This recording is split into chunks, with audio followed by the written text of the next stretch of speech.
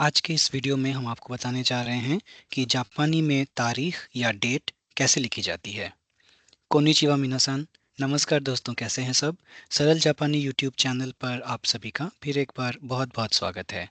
हिंदी में जापानी पाठमाला का ये 57वां पाठ है और आज के इस पाठ का विषय है दिनांक, तारीख, नाननिची देsu का। दोस्तों, अभी तक आपने अगर इस चैनल को सब्सक्राइब नहीं किया है तो ज़रूर करें। हमारा पता है youtube.com/सरल जापानी। इस चैनल को सब्सक्राइब करने पर जब भी हम कोई नया वीडियो अपलोड करेंगे आपको उसका नोटिफिकेशन तुरंत मिल जाएगा और आप वो नया वीडियो देख पाएंगे। सभी पाठ अब एक जगह सरल जापानी यूट्यूब चैनल के प्लेलिस्ट सेक्शन पर जाकर आप सीखें जापानी हिंदी में जापानी पाठमाला नामक प्लेलिस्ट पर क्लिक करें और इस प्लेलिस्ट में आप पाएंगे सभी 57 पाठ एक जगह पर। तो चलिए शुरू करते हैं आज का पाठ। जापानी पाठ 57, दिनांक या तारीख, नाननिची देsu का। दोस्तों, नाननिची देsu का, नान और नीची ये दोनों ही आपने किया है, यानी कि तारीख कौन सी है, आज कौन सी तारीख है, आज दिन कौन सा है। नाननिची देsu का, what is the date today. जापानी में तारीख कैसे लिखी जाती है, यही है आज के इस पाठ का विषय और इससे जुड़े तमाम पहलुओं पर हम आपको जानकारी देंगे और इस पाठ को पढ़कर आप पूरी तरीके से आपको क्लियर हो जाएगा कि किस तरह से डेट लिखा जाता है जापानी में और कैसे उसको पढ़ा जाता है। सभी देशों और भाषाओं की तरह जापान में भी जापानी भाषा में तारीख व्यक्त करने के अलग-अलग तरीके हैं। इस पाठ में हम वर्तमान जापान में प्रयुक्त सर्वाधिक मानक तिथि प्रारूप के बारे में जानेंगे, यानी कि आज की डेट में जो जो तरीका डेट लिखने का जो तरीका सबसे ज़्यादा पॉपुलर है उसे हम इस पाठ में सीखेंगे। तो ये वो फॉर्मेट है दोस्तों, वाई वाई वाई वाई, उसके बाद ये साल की कांजी है, उसके बाद मंथ 2 डिजिट, उसके बाद ये मंथ की कांजी है, उसके बाद 2 डिजिट फिर डेट की या डे की, उसके बाद ये डे की कांजी और उसके बाद आप ब्रैकेट में जो सप्ताह का जो वार है उसे लिख सकते हैं। तो अब हम देखेंगे कि ये किस तरह से होता है। तो ये एक उदाहरण देखिए, 25 जुलाई 2023 लिखने का तरीका। तारीख में रोमन अंकों का उपयोग करना ठीक है जापानी में भी, क्योंकि ये कांजी अंकों की तुलना में कम स्थान लेता है।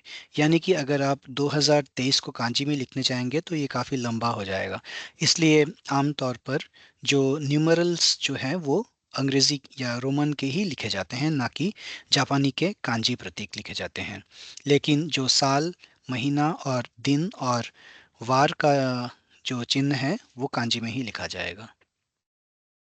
तारीख को व्यक्त करने के लिए आवश्यक कांजी वर्ण इस प्रकार हैं। ये है नेन, जो साल का काउंटर है।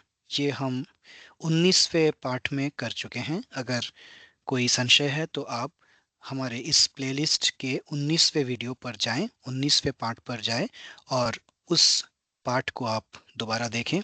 आपको समझ में आ जाएगा कि ये किस तरह से ये कांजी साल को डिनोट कर रहा है और इसकी रीडिंग्स क्या-क्या है। तो डेट लिखते समय हम इसकी रीडिंग जो है वो नेन कहेंगे, साल यानी नेन। उसके बाद ये है महीने का काउंटर, जिसे हम कहते हैं गात्स, और इस बारे में हमने विस्तार से पढ़ा है 17वें पाठ में। तो फिर एक बार आप 17वें पाठ में इस कांजी के एक्सप्लेनेशन को ज़रूर देखें अगर कोई मन में संशय या दुविधा है तो। इसी तरह से दिन की कांजी है ये, जिसे हम नीची कहते हैं, और ये भी 17वें पाठ में पढ़ाया गया है।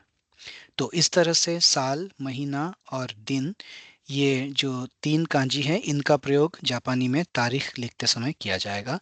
अब आगे इस वीडियो में हम देखेंगे कि किस तरह से वो लिखा जाता है। और ये देखिए, सप्ताह के 7 दिन, रविवार, सोमवार, मंगलवार, बुधवार, बृहस्पतिवार, शुक्रवार और शनिवार।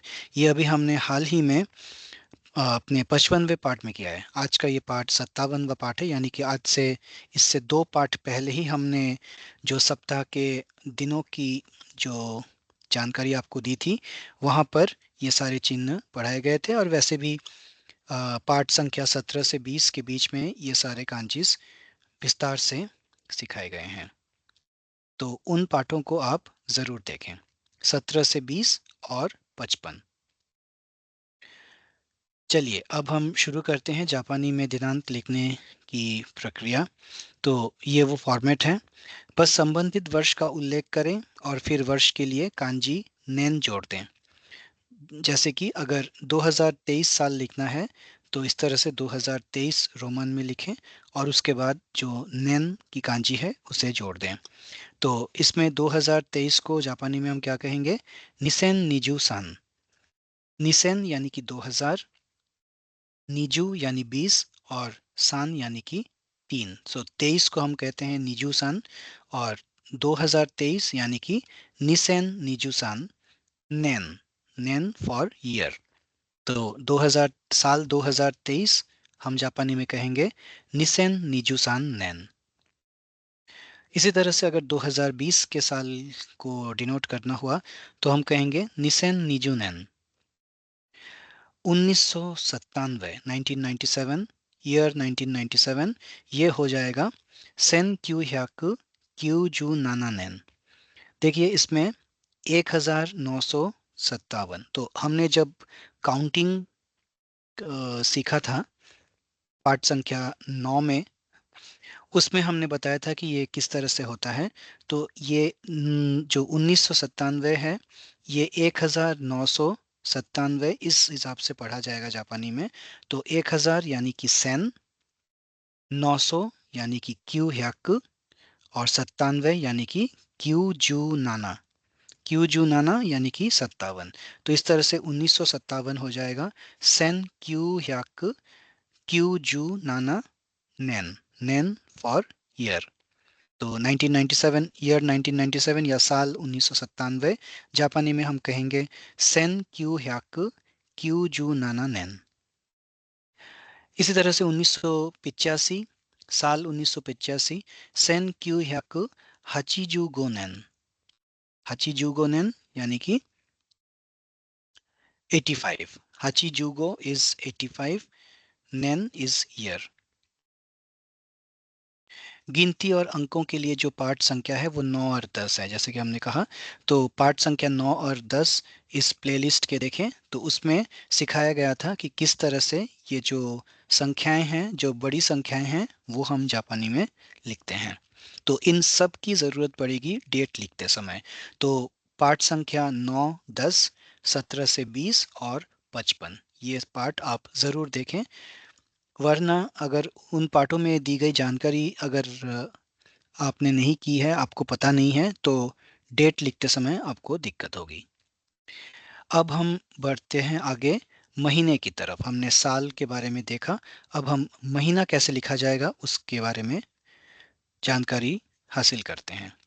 सबसे पहले संबंधित महीने के अनुरूप संख्या लिखें, फिर कांजी गात्स लिखें। यानी कि ये देखिए जो 12 महीने हैं यहाँ पे नंबरिंग के हिसाब से होता है। जैसे कि हम अंग्रेजी में जनवरी, फरवरी, मार्च, अप्रैल लिखते हैं, या हिंदी में भी हम जनवरी, फरवरी, मार्च, अप्रैल इस तरह से लिखते हैं, जून, जुलाई, अगस्त, सितंबर, अक्टूबर, नवंबर, दिसंबर। जापानी में ऐसा नहीं होता। जापानी में कोई नाम नहीं है सच, बल्कि जो नंबर है महीने का, उस नंबर के हिसाब से होता है। तो जो पहला महीना है जनवरी, उसमें हम कहेंगे इचिगत्स। इची यानी पहला, एक नंबर, और ये गत्स मतलब पहला महीना। इसी तरह से फरवरी हो जाएगा दूसरा महीना यानी कि निगात्स। मार्च तीसरा महीना सांगात्स। फिर अप्रैल चौथा महीना शिगात्स। यहाँ पे हम योनगात्स नहीं कहेंगे, ये एक एक्सक्लूशन है, आप कह सकते हैं कि यहाँ पे चार के लिए शी का प्रयोग होगा, ना कि योन का। तो शी और योन दोनों ही होता है, लेकिन इस केस में हम शी का प्रयोग करते हैं, इसलिए इसे गुलाबी में हमने हाईलाइट किया है। तो अप्रैल शिगात्स। उसके बाद मई का महीना यानी कि पांचवा महीना गोगात्स, गो फॉर 5। 6 है रोकू, तो छठा महीना या जून रोकुगात्स। सातवां महीना जुलाई शिचिगात्स। 8वां महीना अगस्त, हचिगत्स। 9वां महीना सितंबर, कुगत्स। अब ये भी एक एक्सक्लूशन है, ये हम क्यू गत्स नहीं कहेंगे, हम इसे कुगत्स कहेंगे। 10वां महीना अक्टूबर, जू गत्स, जूइची गत्स और जूनी गत्स, यानी कि 10, 11, 12। अक्टूबर, अक्टूबर, नवंबर, दिसंबर, जू गत्स, जूइची गत्स, जूनी गत्स। तो ये बिल्कुल सिंपल है, इसमें कोई आपको 12 अलग अलग तरह के नाम याद रखने की ज़रूरत नहीं है। बल्कि अगर आपको नंबरिंग पता है, न्यूमरल्स अगर 1 से 12 तक पता है, तो आप उसके आगे गत्स जोड़कर महीने का नाम लिख सकते हैं। तो इस तरह से ये महीना वाला जो पोर्शन है डेट का, वो इस तरह से बन जाएगा। तो साल और महीना हमने देख लिया। अब हम अगले स्लाइड में देखेंगे कि ये दिन का जो पोर्शन है वो कैसे हम करेंगे। तो दिन का पोर्शन ये थोड़ा सा कॉम्प्लिकेटेड है, क्योंकि यहाँ पे जो महीने के जो 30 दिन हैं उनमें से बहुतों के लिए, या यूँ कहें कि अधिकतर के लिए स्पेसिफिक नाम है। यानी कि महीने के केस में जैसे हमने देखा था कि पहला महीना, दूसरा महीना, तीसरा महीना, अगर आपको नंबरिंग पता है इचिगात्स, निगात्स, सांगात्स, तो आप लिख सकते हैं, आपको कुछ याद रखने की ज़रूरत नहीं। लेकिन जब दिन की बारी आती है तब थोड़ा सा कॉम्प्लिकेटेड हो जाता है, क्योंकि हर दिन के लिए अलग अलग शब्द हैं। अब देखिए ये बिल्कुल उल्टा है, हिंदी और अंग्रेजी में जिस तरह से है दिन और महीने का, जापानी में बिल्कुल उल्टा है। हिंदी या अंग्रेजी में दिन हमें याद रखने की ज़रूरत नहीं पड़ती, वो 1 से लेकर 30 तक हो जाता है। लेकिन महीने के लिए नाम 12 अलग अलग है, जैसे कि जनवरी, फरवरी, मार्च। लेकिन जापानी में बिल्कुल उल्टा है, महीने के नाम याद रखने की ज़रूरत नहीं है, क्योंकि वो 1 से 12 तक की नंबरिंग होती है। लेकिन जो 30 दिन हैं उनके स्पेसिफिक नाम हैं, तो वो याद रखना मुश्किल है, क्योंकि वो बहुत सारे हैं। तो चलिए इसे हम अब पहले देख लेते हैं कि किस दिन को क्या कहते हैं। और ये हम यही कहेंगे कि आप जितना प्रैक्टिस करेंगे, इसको याद रखेंगे, उतनी जल्दी आपको ये याद होगा, इसको आप प्रैक्टिस करना पड़ेगा। तो पहली तारीख के लिए, महीने का जो पहला दिन है, पहली तारीख के लिए होगा सुइताची, सुइताची। दूसरे दिन के लिए फुत्सका। तीसरे दिन यानी कि 3 तारीख के लिए मिक्का। 4 तारीख के लिए योक्का। 5 तारीख के लिए इत्सका। 6 तारीख के लिए मुइका। महीने के 7वें दिन के लिए नानोका। 8वें दिन के लिए योका। 9वें दिन के लिए कोकोनोका। 10वें दिन के लिए तोका। तो इस तरह से 1 से लेके 10 तारीख तक हमने देखा। अब 11 से लेके 20 तक थोड़ा सा जो सिचुएशन है वो थोड़ा सा आसान हो जाता है, क्योंकि आप देख सकते हैं कि 11वें दिन के लिए जू इची आ गया। अब यहाँ पे जू इची नीची, यानी कि 11वां दिन, नीची यानी कि दिन, जू इची यानी कि 11 संख्या। तो ये फिर से अब नंबरिंग सिस्टम पे आ गया है जो आसान है। तो 11वां दिन महीने का जू इची नीची। 12वां दिन या 12 तारीख जू नी नीची। 13 तारीख जू सान नीची। 14 तारीख एक बार फिर से एक्सक्लूशन है, जू योक्का। जैसे 4 तारीख योक्का था, वैसे ही 14 तारीख जू योक्का। 15 तारीख जूगो नीची, जूगो यानी 15, नीची यानी दिन। 16 तारीख जू रोकू नीची। 17 तारीख जू शिची नीची। 18 तारीख जू हची नीची। अब 19 और 20 के लिए फिर से थोड़ा सा अलग है। 19 हालांकि जू कुनिची है, और 20 तारीख है हत्स का। ये काफ़ी इम्पोर्टेंट है, 20 तारीख याद रखें कि ये निजू निची नहीं होगा, ये हत्स का होगा। निजू निची हम नहीं कह सकते हैं, टेक्निकली तो करेक्ट है निजू निची, लेकिन सही शब्द है हत्स का। और यहाँ पे जू क्यू निची नहीं है, ये जू कुनिची है, इसलिए इसे भी एक्सक्लूशन में शामिल किया गया है। अब देखते हैं 21 से लेके 30-31 तक। तो यहाँ पे 24 और 29 को छोड़कर बाकी सभी नंबरिंग सिस्टम फॉलो करेगा। 21 निजू इची नीची। 22 निजू नी नीची।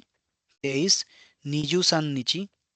24 निजू योक्का। एक बार फिर से योक्का का जो डिराइवेटिव है वो हो जाएगा 24 तारीख के लिए निजू योक्का।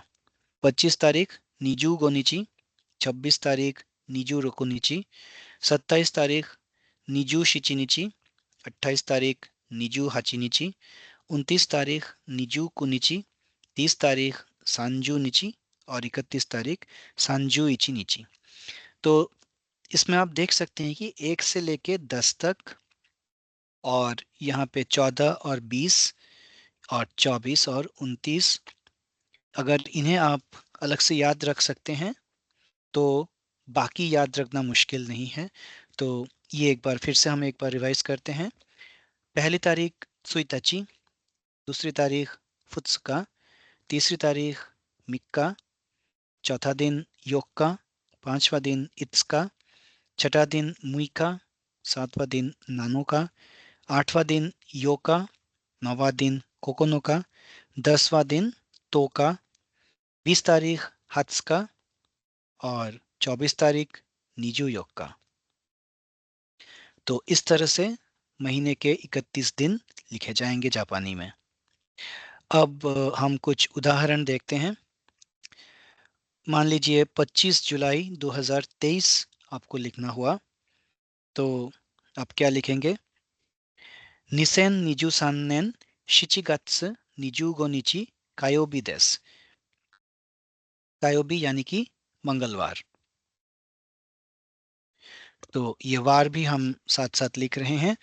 तो निसेन निजुसान नेन शिचिगत्स निजूगो निची कायोबी देस। तो नाननिची देस का जो सवाल हमने शुरू में पूछा था, तो नाननिची देस का के जवाब में ये डेट है। नाननिची देस का यानी कि आज कौन सी तारीख है या कौन सी तारीख है, व्हाट इज द डेट नाननिची देस का। तो उसके जवाब में ये आप डेट इस तरह से आप लिख भी सकते हैं, और अगर बताना हुआ तो आप इस तरह से बता भी सकते हैं।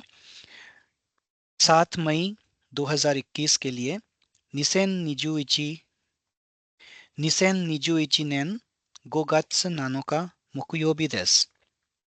木曜日यानी कि बृहस्पतिवार। 2021年5月7日木曜日です। देखिए नानोका, ये इस महीने के 7वें दिन के लिए हम नानोका का प्रयोग करते हैं, तो यहाँ पे नानोका आ गया। अब ये है शुक्रवार 14 अक्टूबर 1999। इसको हम कैसे लिखेंगे, आप ज़रा कोशिश कीजिए, हम अभी बताएंगे आपको इसका जवाब, लेकिन आप खुद कोशिश कीजिए कि 1999 कैसे आप लिखेंगे। 1000 यानी कि सेन, 900 यानी कि क्यू ह्याक, 99 यानी कि क्यू जू क्यू।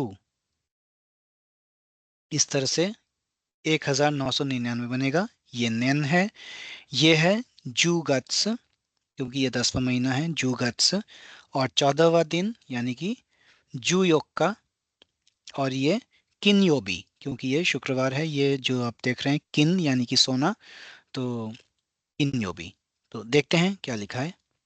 देखिए, सेन क्यू ह्याकु क्यू जू क्यू नेन जूगत्स जूयोक्का किनयोबी देस। जैसा कि हमने कहा, सेन क्यू ह्याकु क्यू जू क्यू नेन जूगत्स जूयोक्का किनयोबी देस।